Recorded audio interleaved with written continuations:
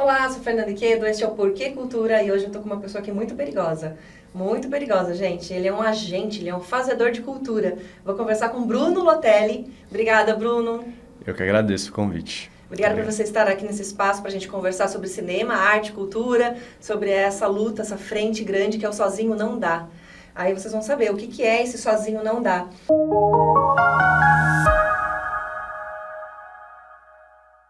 O Bruno, ele é cineasta, ele é professor de audiovisual, né, da Atom, é formado pela Faculdade de Escola de Artes, né, da USP, é audiovisual, né? Isso. E então ele está nessa frente faz um tempão já, faz uns 15 anos Mais ou menos. de fazer cultura, é isso? É isso. Legal, Bruno. Queria começar um pouco com a sua trajetória, para depois a gente falar sobre essa frente que está se organizando aqui em Sorocaba, que é o Sozinho Não Dá. Então, eu vou apresentar um pouquinho, vou pegar minha colinha aqui para apresentar para vocês. O Bruno, ele é cineasta, ele é pai da Madalena, é mestre em meios e processos audiovisuais pela Escola de Comunicação e Artes da USP. Também é bacharel na mesma escola, né, na mesma faculdade. Ele leciona na Atom e faz oficinas livres de audiovisual. O que eu queria destacar aqui para vocês é entre os filmes que o Bruno fez, para depois também vocês podem mandar lá uma mensaginha, né? Procura o @Bruno, como que você tá no Instagram eu tô @Bruno Lotelli, com 2 T's e 2 L's. Ah lá, 2 T's e 2 L's. Aí vocês procuram, mandam mensagem e perguntam como que vocês fazem para assistir esses filmes do Bruno. Ele trabalha com vários temas como sustentabilidade, cultura popular, direito à moradia. E aí um dos filmes foi Corpos, Territórios e Saberes, em 2019, com apoio do SESC. Rodas Populares de Cultura, também em 2019. Direito à moradia, ele falou no filme Os Três Porcos, de 2021, que teve apoio do PROAC, né? Uhum. Ele dirigiu obras em realidade estendidas, o Híbrido, eu assisti, muito bom. Curta-metragem em realidade virtual, exibido em festivais nacionais e internacionais. E o Rotas Afro, que é um projeto multidisciplinas que busca contrapor o apagamento da memória afro-brasileira. E o seu último lançamento foi Terras Rasgadas, de 2023. Filme interativo, online, que combina ficção e documentário para contar a história esquecida ou inviabilizada a contrapelo de Sorocaba. O Bruno também é vice-presidente da ICINE, que é muito importante. Essa frente já é um movimento muito grande e reconhecido, né, no estado de São Paulo, que é o Fórum de Cinema do Interior. Então, muito bem-vindo ao Porquê Cultura, Bruno. Queria que você começasse falando assim, como é ser artista, fazedor de cultura em Sorocaba e no cinema, né, nesse segmento assim que ainda, não sei, me parece, tem poucos envolvidos aqui, né?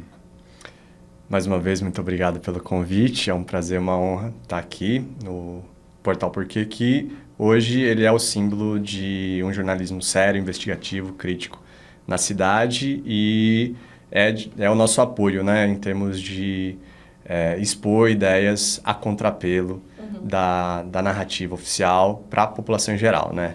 Então, é muito bom acompanhar o trabalho que vocês fazem aqui e agora poder colaborar um pouco dentro da minha seara, que é a produção de cultura, a produção artística, ao lado dos trabalhadores da cultura, né?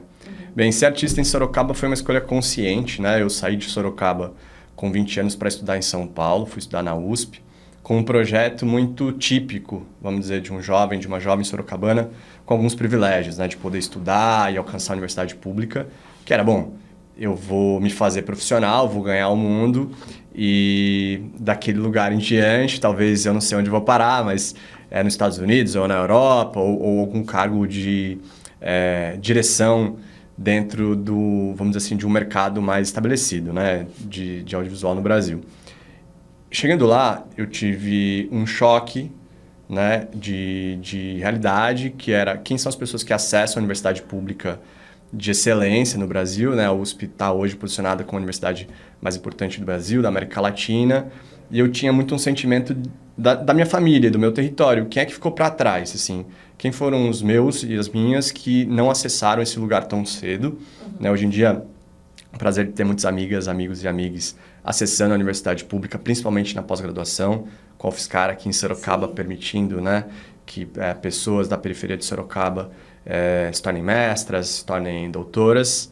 Um salve para a Daiane de Moura, que defendeu tese ontem. Ontem a gente, esse aqui é gravado, mas ontem foi no dia 31 de janeiro, né? Então, a Daya Moura se doutorou e ela participou do híbrido, né? Ela participou do Entre, do projeto seguinte, do verdade. Robson, mas a gente trabalha juntos há muito tempo, né, dentro da plataforma de pesquisas com Yantan, trabalhamos juntos no Coletivo C, e em breve espero trabalhar com ela em novos filmes. Tem meu primeiro longa, a gente fala isso mais para frente, mas está escrito uma personagem para ela. Que legal. E então aquela marca, né, do que era feito aqui, em termos de cultura, que eu via jovem ainda, né, 16, 17, 18, 19, e o que era feito lá, assim, tinha para mim uma marca muito grande, que hoje no ICINE, no Fórum do Cinema do Interior Paulista, a gente diz, não é que São Paulo e Rio de Janeiro fazem o cinema brasileiro. Alguns bairros de São Paulo e alguns bairros do Rio de Janeiro concentram 90% da produção. Uhum. Se a gente pega a lista que os fundos federais de cultura investem no audiovisual, eles vão para produtoras localizadas na Lapa, Vila Leopoldina, Vila Madalena, presenteando, né, um grupo de pessoas que é vizinho ao poder, já nasceu vizinho ao poder, uhum, né, já está lá. E aí eu ficava muito nessa situação de, bom, minhas primas, meus primos não estão aqui nessa faculdade, tem gente legal, né, beleza. Mas com quem que eu vou fazer? E fui, durante os 4, 5 anos, testando esse lugar. Uhum. Fui me encontrar muito mais com a galera do teatro, que é uma galera que tira o tênis, senta no chão e conversa olho no olho, que vai fazer teatro de pesquisa, principalmente, então vai para as comunidades, mergulha nos livros, leva, mas a sério, naquele momento, dentro da universidade, dentro do curso do audiovisual, o foco era produzir para o mercado, quer dizer, você tinha uma esperança, a partir da lei do cabo, que tinha sido promulgada, ela foi promulgada, estava na faculdade em 2010, gerando uma empregabilidade maior, né? Assim, dentro de um projeto, né, de domínio ou expansão, né, da fatia das produtoras brasileiras no mercado, uhum, você tinha uma promessa, olha, estudante de audiovisual, você vai se empregar, vai ser assistente, vai ser diretor, dentro de uma produtora independente aqui em São Paulo, para produzir conteúdos que ultimamente vão representar também uma fatia muito pequena do que é ser brasileiro, né?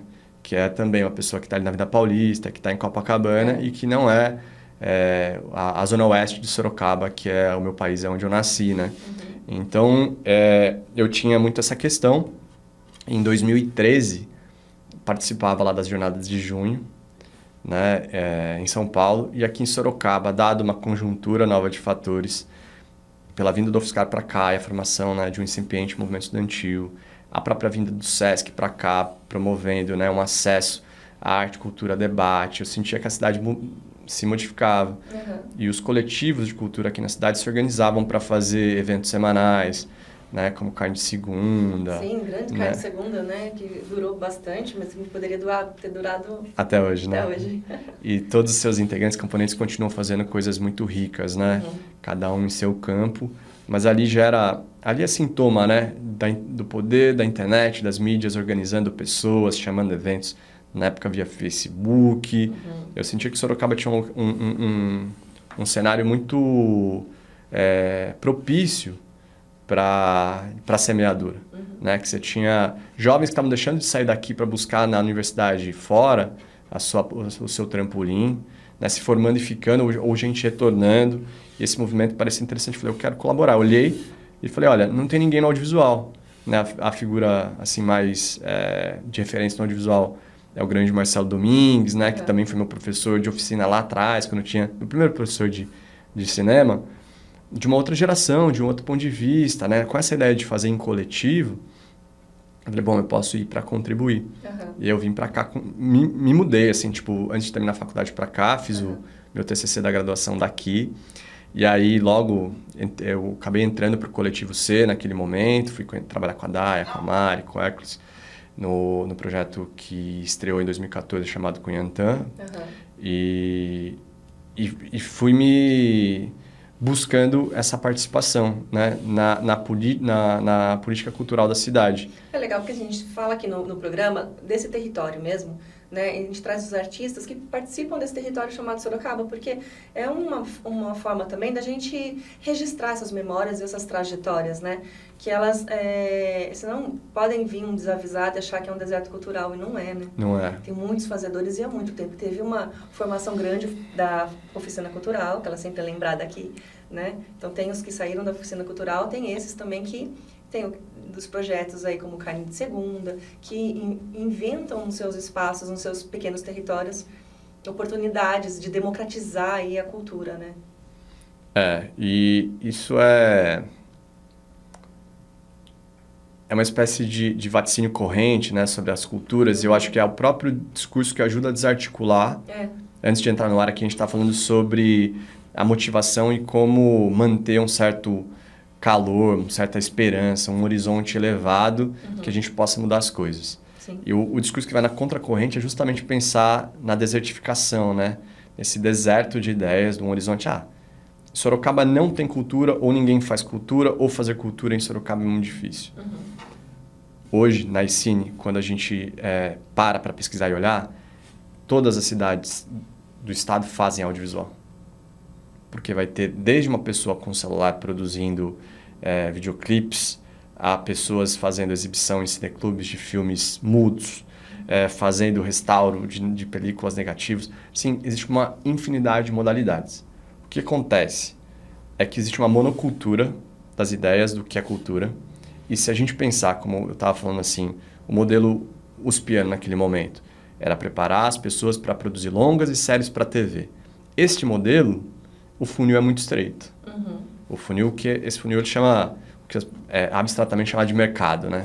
É o que tem vazão por força de marketing, né? O que é empurrado para dentro das nossas casas via marketing, via as possibilidades que a gente tem, né? TV aberta, streaming, né? Quer dizer, a gente consumo, né? não acessa a produção que é feita cotidianamente do seu vizinho ou da sua vizinha.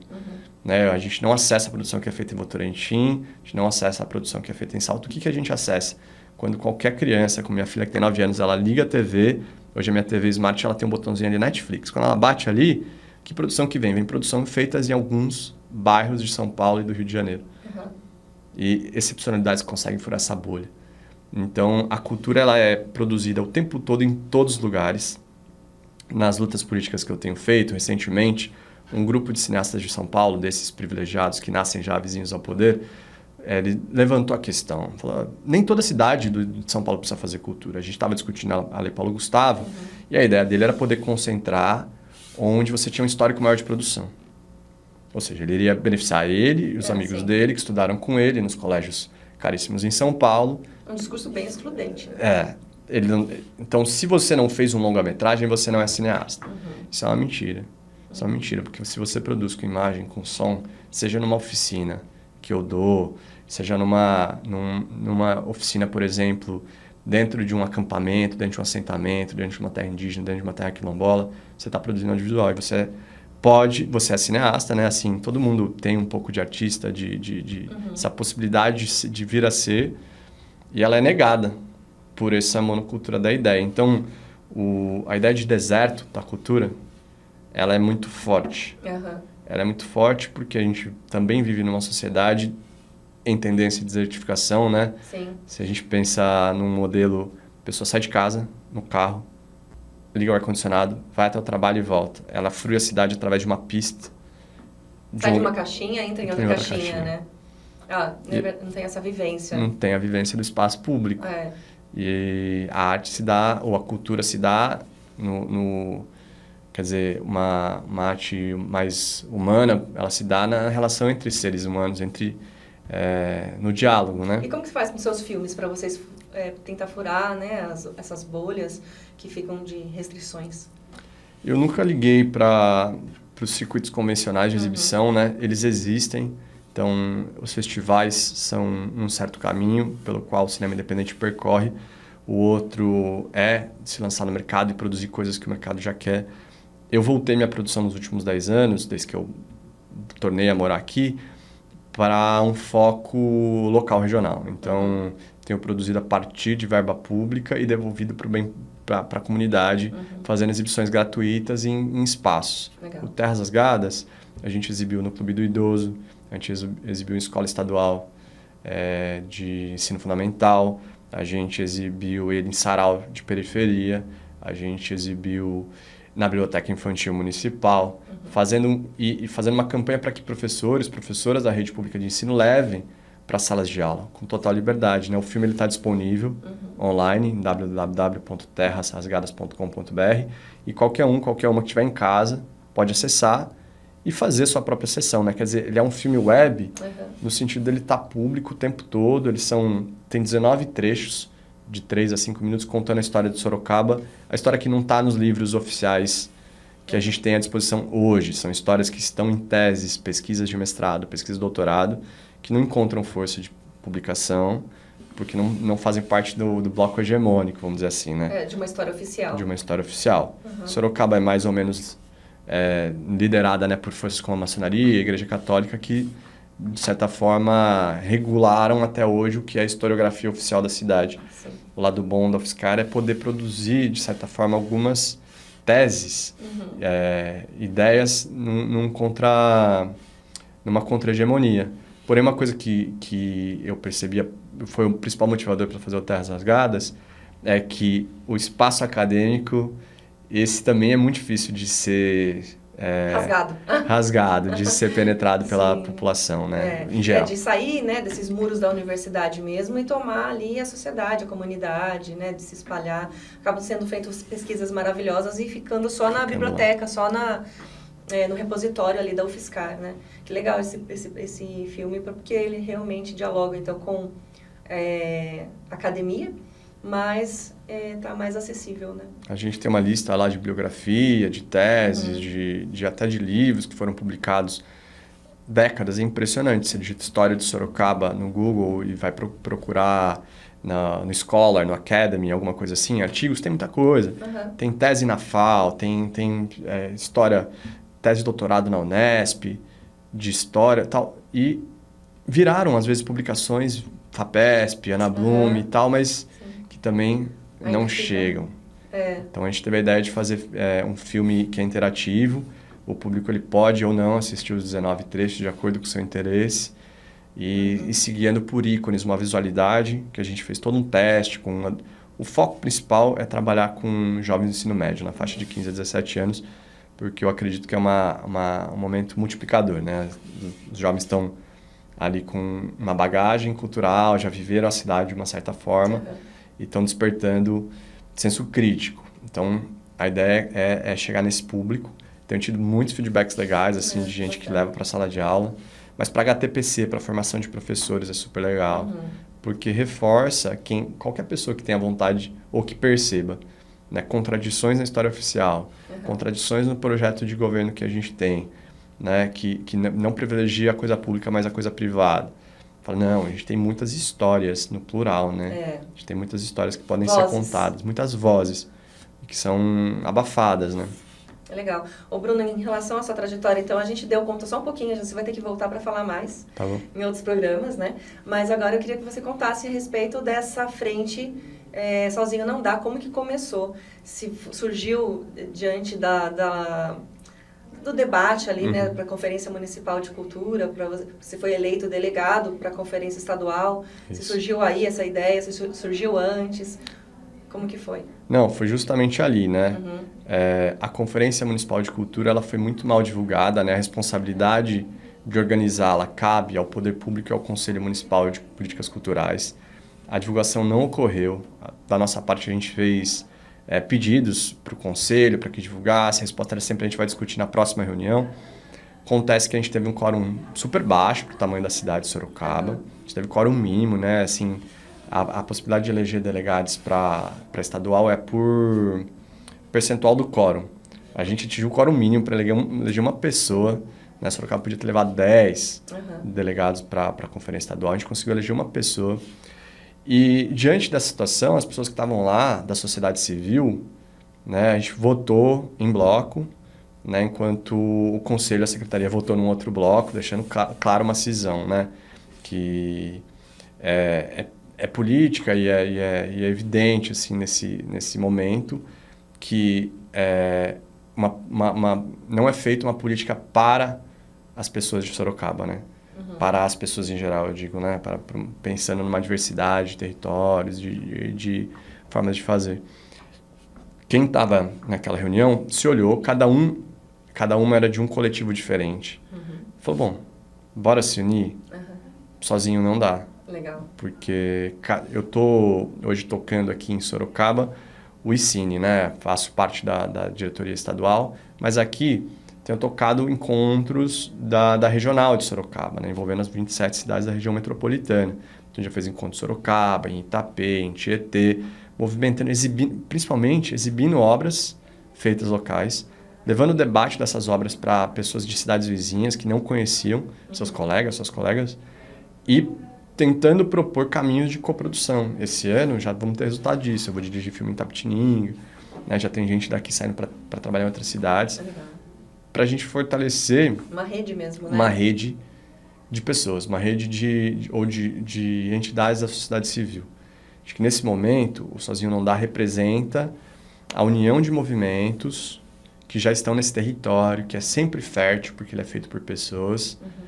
Né? Ele tem o desafio de lutar contra a tendência da desertificação, né? Contra a tendência dessa aridez. Então, sugam os nossos recursos, vedam as entradas também para o mercado, vamos dizer, particular, e a gente fica navegando com uma margem mínima de recursos. Todos esses grupos, né? Da música, do teatro, da literatura. Muito de editais, que não é uma política pública, né? E aí a ideia foi começar a se reunir regularmente para retomar um debate permanente, vamos dizer assim, do que pode ser feito na política pública de cultura em Sorocaba. Né? O Marco foi ali a minha eleição como delegado municipal. Eu representei Sorocaba em todas as etapas que tiveram da Conferência Estadual de Cultura. A nossa regional elegeu a Laís, que é delegada de Araçoiaba, então uma cidade vizinha para a nacional. Então, vamos ter uma delegada aqui da cidade vizinha, na qual a gente mantém um diálogo. Então, como eu estava te dizendo off, fora do ar, antes da gente entrar no ar, eu acredito muito que esses processos em que a gente vai por dentro da máquina servem para a gente se organizar enquanto sociedade civil. Sim. Serve para eu conhecer as pessoas que eu conhecia só de vista, do Sozinho Não Dá, e sentar para tomar um café, discutir, ver a similaridade dos projetos. Eu acho que um primeiro movimento é jogar um público no outro. Ou seja, as pessoas que vão ver o meu filme, eu também levar para ver uma apresentação de teatro de alguém. Também levar para um ciclo de literatura, de debate. Também participar, né, dos movimentos transversais, como Marcha da Visibilidade Trans, Marcha do Dia da Consciência Negra. Então, tem muita coisa que os fazedores de cultura, essas pessoas perigosas, como você falou, estão envolvidas, em que eu acho que o desafio que está à nossa mão é criar sinergia interna. Né? Criar uma coesão entre nós. E é até legal, né? Porque, por exemplo, teve um resultado de uma lei de incentivo que foi um pouco esdrúxulo. Vamos lá na secretaria conversar. Não vai um ou dois, né? Vai de bando, que talvez seja melhor, né? A gente conseguiu já nesse pouco tempo de movimento a prorrogação dos prazos para recurso do edital da Lei Paulo Gustavo, com pressão, com levar 20 pessoas, né, para o gabinete da secretaria, para poder, né, mostrar uma satisfação com o prazo que tinha sido dado e com a forma, principalmente, como tinham sido julgados os recursos. Entrando um pouco nessa questão da Lei Paulo Gustavo, né, a forma como ela primeiramente foi divulgada foi estranho, que causou um estranhamento geral, né? Será que são os que passaram, ou só os habilitados, mas ainda cabe recurso? Então, como que vai ser? Fica uma constante reclamação, a falta de transparência por parte da Secretaria Municipal de Cultura, né? Em todas as ações praticadas. Na Link também foi assim, né?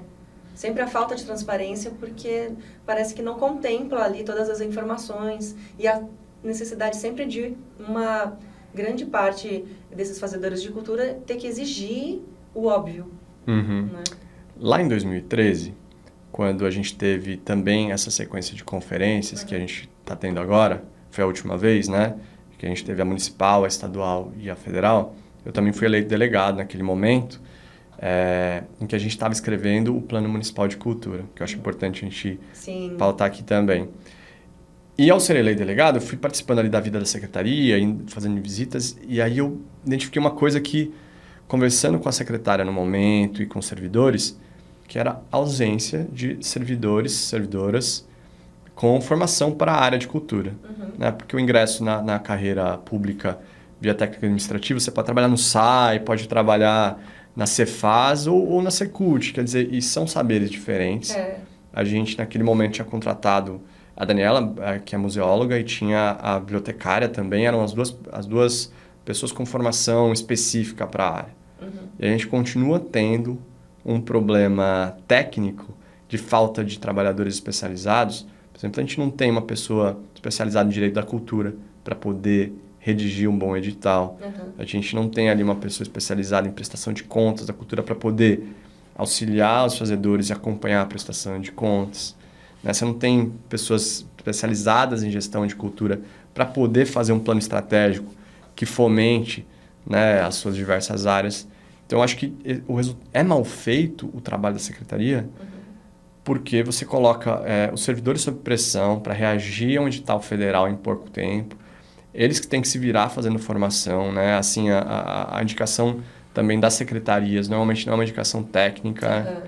Olha, é um ponto interessante que a gente não para pensar, né? Quem está de fora dessa luta, por exemplo, é difícil de pensar, assim, como que está por dentro, né, da pasta, né? Eu tenho total solidariedade toda vez que encontro um servidor da Secult, dou um abraço, porque eu sei que a reclamação é grande por parte vamos dizer assim, da nossa classe, e eu acho que é em um nível muito alto, injusta, com esse trabalhador, que entra lá e se depara com um monte de especificidades para a qual ela não tem preparação prévia. Isso não isenta, né, a responsabilidade de um secretário ou de uma pasta em si para as ações acontecerem, né? Pelo contrário, né? Ela tem um certo número de cargos comissionados que deveriam ser dedicados nesse momento justamente para satisfazer esses problemas.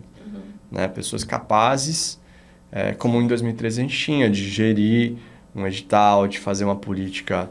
Olha, como é que nós vamos organizar as festas da cidade para que elas gerem internamente, né, um saldo de cultura, de educação, de saúde e tal. Você precisa ter um planejamento bem feito e aproveitar desses cargos comissionados para isso. Então, realmente, não isenta a secretaria de fazer um bom trabalho. Dado o estado atual das coisas, não me surpreende que seja feito às pressas, né? Assim, os servidores que eu conheço, eles fazem o que podem, no seu limite, para tentar dar as melhores respostas. Mas essas respostas, às vezes, dependem da Secretaria da Fazenda, depende da Secretaria de Assuntos Jurídicos. Não tem conhecimento interno localizado ali, e é um problemão, assim, né? Em 2013, se localizava que havia uma falta de 13 servidores para a pasta. Tanto para abrir e fechar prédio, quanto pessoa especializada em manutenção de equipamentos de luminotécnica, porque tem vários próprios que têm esse equipamento. Em relação aos prédios públicos em Sorocaba, por exemplo, é um cenário devastador porque estão fechados, né? O barracão cultural, por exemplo, está fechado. Falaram que teve invasão, ou seja, não tem nem uma questão de segurança e nem manutenção mesmo. O próprio Teatro Municipal, ele é um teatro que poderia atender muitas demandas ali de ter várias peças ali, shows, mas também essa agenda ela é complicada, sempre há reclamação porque ela não está aberta, ela também é disponibilizada para umas outras questões que não são ali diretamente ligadas à cultura, né? E falta também uma manutenção. Então, faltam pessoas e espaços conservados, preservados para essas ações culturais, né? E você estava falando do plano de cultura, que eu acho que é importantíssimo a gente ressaltar, que ele não foi colocado em prática ainda, né? Não. E é de 2013. O plano começou a ser pensado nessa Conferência Municipal de Cultura em 2013. Ele foi redigido, né, ao longo de 2014 e ele virou lei em 2017. Né? Então, ele vai completar 7 anos de lei. É uma lei que prevê 10 anos, metas para 10 anos da cultura de Sorocaba. Nunca foi cumprida. Então, hoje a gente tem uma situação de improbidade administrativa, onde o prefeito não cumpre a lei. Uma lei passou pelo legislativo, foi aprovada, vai bater 7 anos, tem metas a se cumprir até 10 anos. Alô, Ministério Público, o prefeito não cumpre a lei. Improbidade administrativa, com certeza, porque é uma lei que faz 7 anos que precisa agora ser revista. E ela tem um prazo para ser revista. E é um processo que nasce em 2013 dentro da conferência, eu estou sempre me remetendo ali, porque naquela conferência a gente teve mais de 100 pessoas presentes. Enquanto que nessa, 10 anos depois, a cidade cresceu, a gente teve 25. Sendo que, né, da sociedade civil eram 18. Mas pelo que eu me lembro, o processo ali foi bem diferente também. Bem diferente. Né? Foi nas periferias, foi democratizado o debate realmente, né? Você tinha tardes de debate por GT, tinha uma preocupação em fazer aquilo com qualidade. E o que a gente ouviu, né, das pessoas que estavam na conferência, que a culpa da não participação era da sociedade civil que não se organizou para ir, que não tem interesse. Essa é a falácia que envolve todo o sistema de participação. Por exemplo, a discussão de um plano diretor que se alonga por muito tempo, e você quer que as pessoas que moram nas periferias, trabalhadores, participem de debates que acontecem na Câmara dos Vereadores numa quarta-feira à tarde. Tipo assim, é virtualmente impossível se organizar para essa agenda perene. Quem consegue fazer isso são os proprietários, as empresas de empreendimento imobiliário. Elas conseguem garantir presença de um assessor ou de um executivo lá nos debates. Os movimentos se esfolam, né, se viram para poder estar presentes. Então, como o Sozinho Não Dá também responde a isso, assim, um debate permanente do que a gente precisa para quando surgirem pontualmente as oportunidades de pautar, por exemplo, a lei orçamentária anual, né, a lei de diretrizes orçamentárias, o plano plurianual, a gente possa ter pautas preparadas, porque é difícil ou quase impossível reagir no calor da hora, de somar, porque todo grupo, vamos dizer assim, tem uma noção do que falta para a sua área. Mas somar, hierarquizar isso, poder criar um plano, precisa de um debate mais alongado. Lá, entre 2013 e 2017, esse debate aconteceu, né? A temporalidade é muito importante, quem estiver ouvindo, assistindo, vai entender o que acontece no Brasil após isso, né? Um apagão, né, da cultura, também da saúde pública, até da credibilidade da ciência nesse período posterior. E a gente tinha identificado ali isso, assim, ó, a questão de falta de servidores técnicos. Outra coisa que você acabou de falar, que é a necessidade de ocupação de prédios públicos via editais de ocupação por grupos artísticos, que é uma política, vamos dizer, não estamos inventando a roda, é uma política que tem seus homólogos na Europa, né, que tem seus homólogos aqui em São Paulo, por exemplo, a capital, que a gente poderia simplesmente, prédios que estão desativados, passa a gestão para um grupo da sociedade civil, que ali ensaia, apresenta e na contrapartida faz formação e garante a manutenção do prédio. Isso foi uma das causas, 2 causas que eu militei bastante lá e continuo achando que são muito necessárias, né? Uma qualificação do corpo técnico da Secult e um edital de ocupação para que a gente possa, de fato, não depender do municipal, que fica no Alto da Boa Vista, né? Então, a gente tem escolas com teatros que podem ser ocupados, né? E com gestão compartilhada entre a escola e um grupo teatral, um grupo de literatura, né? Que pode ocupar ali para fazer saraus, para fazer encontros e debates, né? A quantidade de próprios que poderiam ser melhor aproveitados, pensando numa devolutiva, né? Assim, pensando que as pessoas podem usar. O que eu quero dizer é que a gente precisa abrir porta dos prédios e hoje não tem dotação orçamentária para isso. Falta funcionário, falta verba, falta interesse político. Teve corte, né, Bruno? Recentemente teve na Câmara o plano orçamentário, né, da lei para discussão, e aí teve corte ainda na pasta de cultura. Então, ou seja, além de não seguir o plano municipal, que tem 10 anos aí para seguir tem um plano de ação para 10 anos, que inclui, inclusive, também o aumento, né, do orçamento na pasta. Pelo contrário, está diminuindo.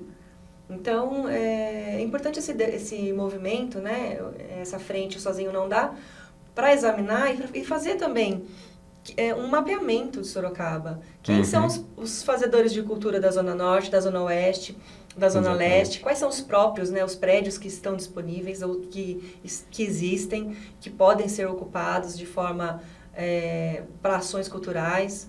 Porque não tem nem o plano também poderia conter esse mapeamento, mas também não existe esse mapeamento, né? Quem faz, em qual área faz? Exato.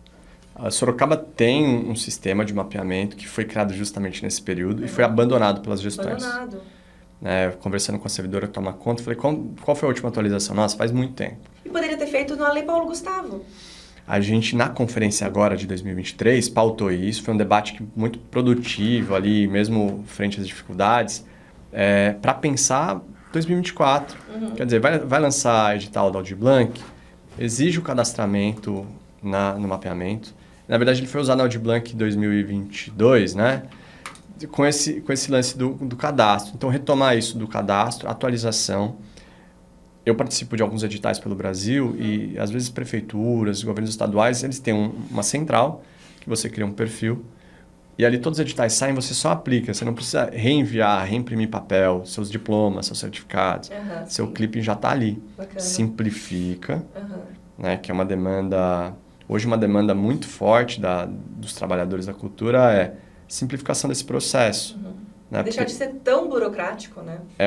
Parece que você precisa ter habilidades de um escritório jurídico, de um escritório contábil, de um escritório de marketing, de um escritório de assessoria de imprensa, tudo junto.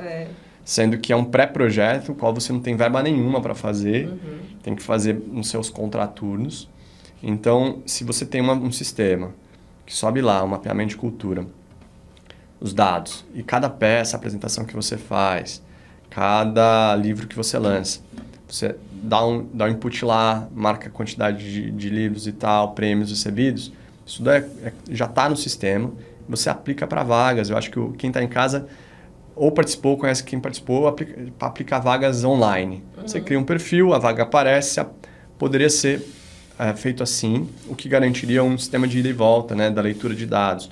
Olha, a gente está com muitos trabalhadores do circo aqui em Sorocaba, vamos criar editais específicos para isso? Perfeito. Vamos criar uma política específica para isso? Sim. O Plano Municipal de Cultura, hoje é a principal pauta do Sozinho Não Dá. A gente vai trabalhar muito em cima disso em 2024. Principalmente pela questão que você falou, a primeira ideia do plano, a primeira meta do plano é cumprir uma resolução internacional, que é de que as nações devem investir 1% em cultura, enquanto os municípios devem investir 2% em cultura. Então, o Plano Municipal pautou uma meta para 10 anos, em Sorocaba, que deveria ser cumprida até 2027. Sorocaba investir 2% em cultura. Este ano, o investimento foi de 0,4%. Não chega a 1%. Então, 5 vezes menos do que a meta final.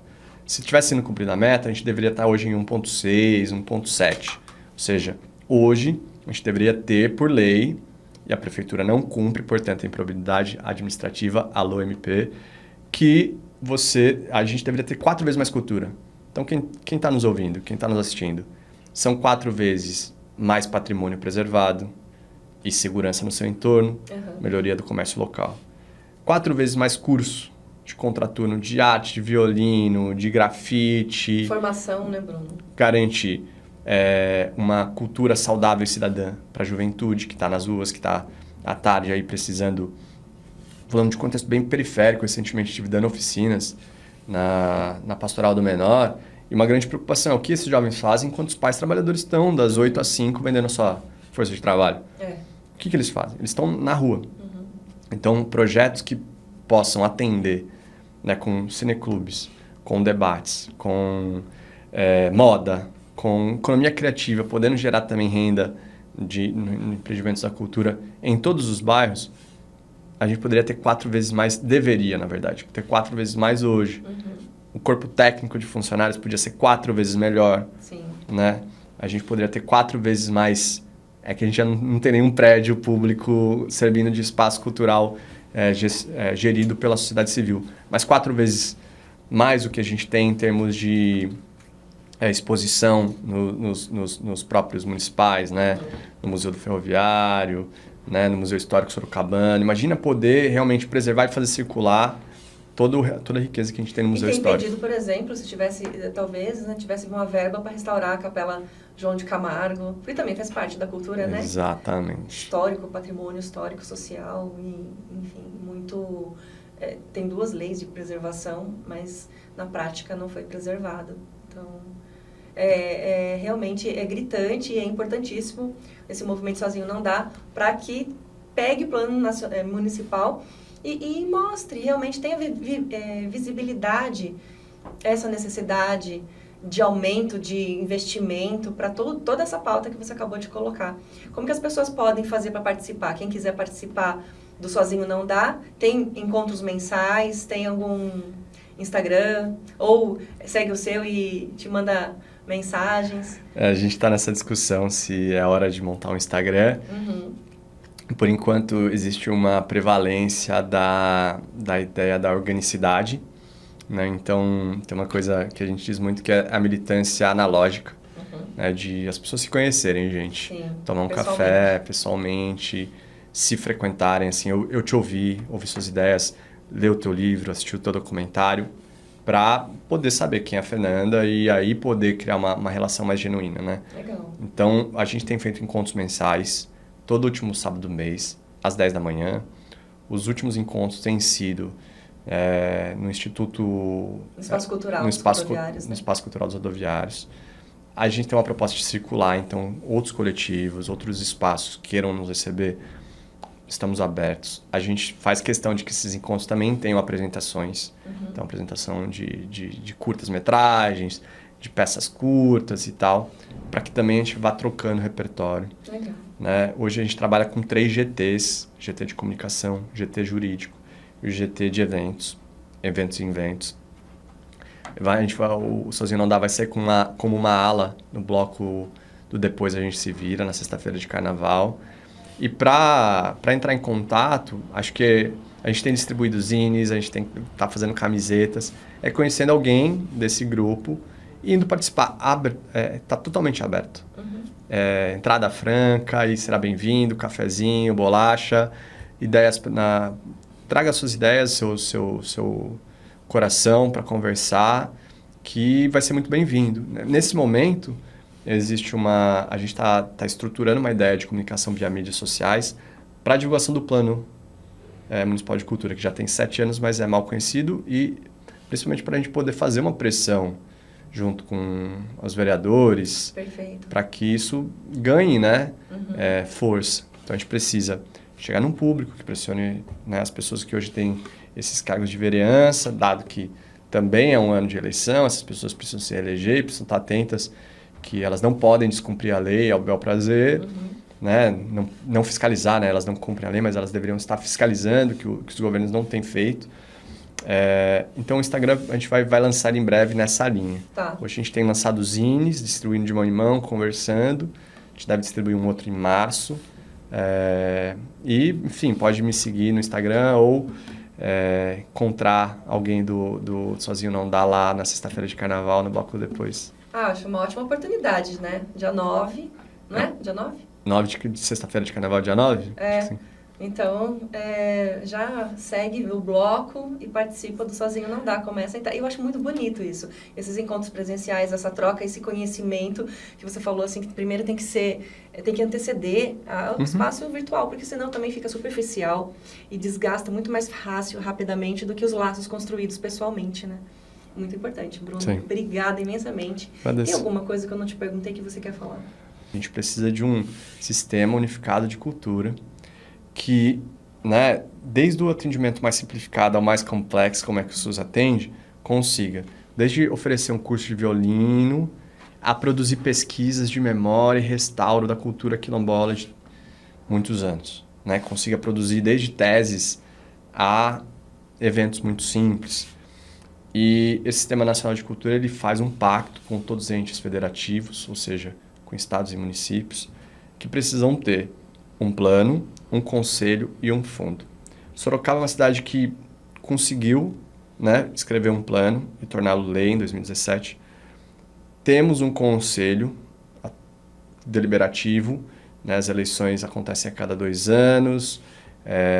Hoje, quem exerce a presidência do conselho é o próprio secretário. Seria saudável, né, que fosse alguém da sociedade civil, mas a escolha, a prerrogativa é do secretário e, nesse momento, ele escolhe exercer. E a gente tem um fundo que existe, mas não está bem regulamentado, né? Que ele serviria para fazer repasses de fundo a fundo. Ou seja, um dinheiro federal precisa vir para cá, hoje é uma complicação, porque você precisa fazer transferências e encontrar a maneira contábil certa de fazer esse dinheiro chegar. Fundo a fundo seria muito mais fácil. Então, o sistema serve para universalizar e também para simplificar. Esse nosso plano, ele serve para universalizar o acesso à cultura, para que não só as pessoas que moram em alguns bairros da cidade, né, como Mangal, Campolim, Alto da Boa Vista, possam pegar seu carro e acessar um museu ou uma apresentação em São Paulo, ou em Campinas. Mas para que todas as pessoas da cidade possam ir no seu bairro, fruir do seu samba com a estrutura garantida, porque existe verba para isso, porque a vida se faz no cotidiano, se faz nas nossas calçadas, junto com os nossos vizinhos, né? Conhecendo as pessoas dos outros bairros do território, é esse.